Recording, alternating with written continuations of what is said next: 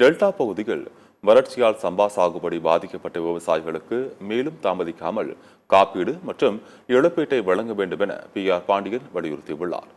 சென்னை எழும்பூரில் தமிழ்நாடு அனைத்து விவசாயிகள் சங்கங்களின் ஒருங்கிணைப்பு குழு தலைவர் PR பாண்டியன் செய்தியாளர்களை சந்தித்தார்.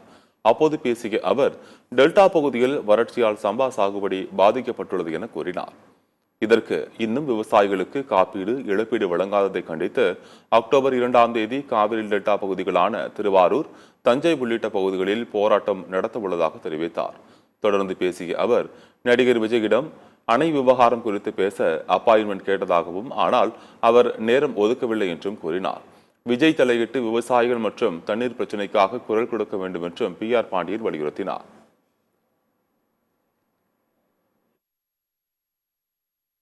வடகிழக்கு பருவமழையும் குறைந்த நிலையில் காவிரி டெல்டாவில் சென்ற ஆண்டு சம்பா பயிர் அடியோடு அழிந்தது. மிகப்பெரிய மகசூல் இழப்பை விவசாயிகள் சந்தித்தார்கள். காப்பீடு செய்த விவசாயிகளுக்கு இதுவரையிலும் இழப்பீடு வழங்கப்படவில்லை.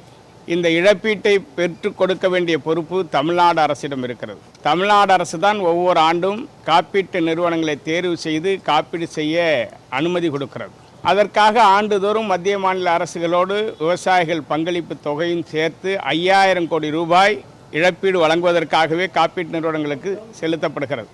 ஆனால் அந்த தொகை திராவிட முன்னேற்றக் கழக ஆட்சி பொறுப்பேற்று 4 ஆண்டு காலமாக பாதிக்கப்படுகிற விவசாயிகளுக்கு வழங்கப்படாமல் ஒப்பந்தம் போடுகிற கார்ப்பரேட் நிறுவனங்கள் அபகரித்துக் கொள்கிறது. இதனை கண்டித்து அக்டோபர் 2ஆம் தேதி 50க்கும் மேற்பட்ட இடங்களில் பல்லாயிரக்கணக்கான விவசாயிகள் சாலை மறியல் போராட்டத்தில் ஈடுபட இருக்கிறார்கள்.